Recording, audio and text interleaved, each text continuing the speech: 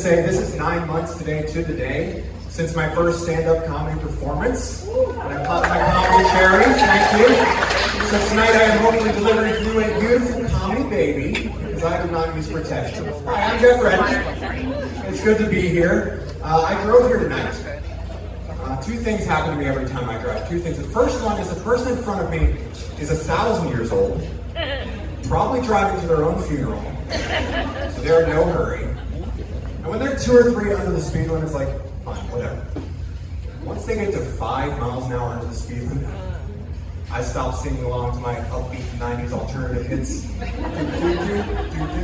That song's about meth.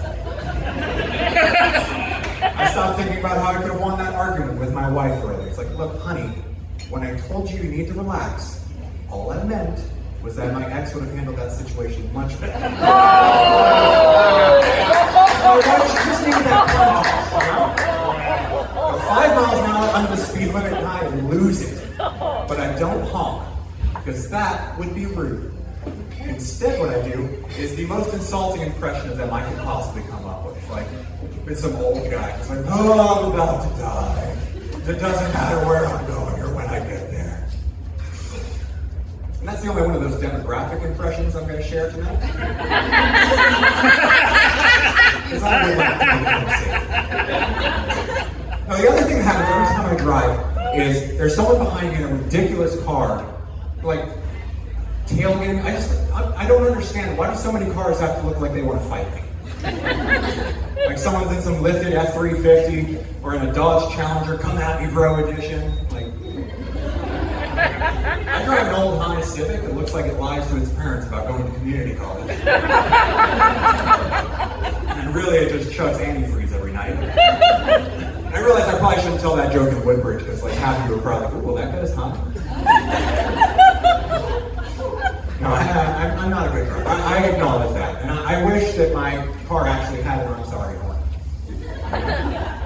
Sometimes I screw up. And if I'm driving and I accidentally pop the curb and run over someone's whoopsie daisies. Like, I want that person to know that I am genuinely sorry as I speed away. And more importantly, I want this I'm sorry sound to be so bizarre and disorientating that they can't memorize my license plate. They're talking to the cops after, just like, I honestly can't tell you what color the car was. All I remember is the insane sound it made as it drove away like you lose on The Price is Right.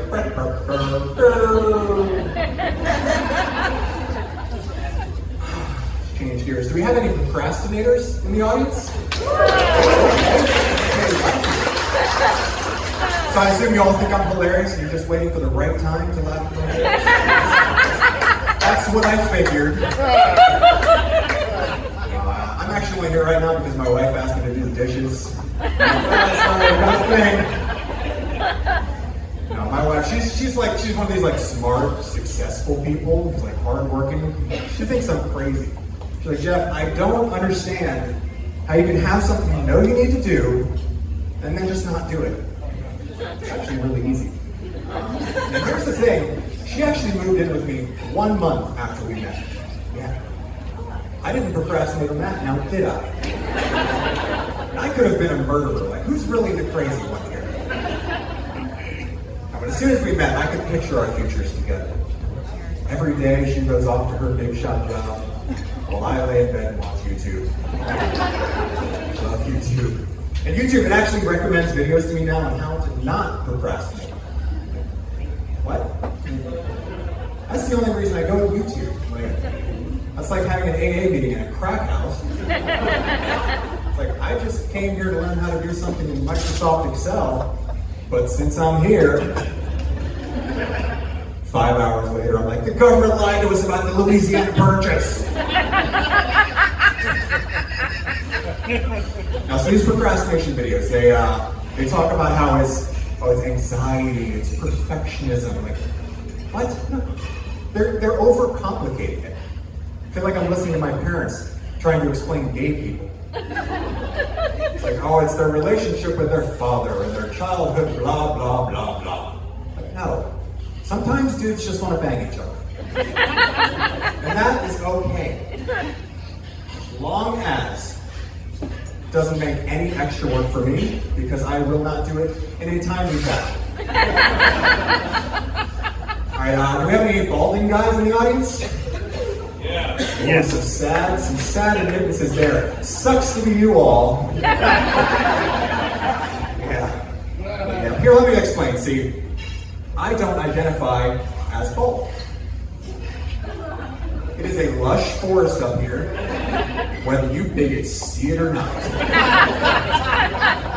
As a hair-positive individual, I resent anyone who calls me by my dead hairstyle. I'm gonna get hair plugs someday just so that you all see me the way that I see myself. But for now, I'm a pre-op trans hair. All right, I've been Geoff Redden. Thank you all so much for sticking with your host.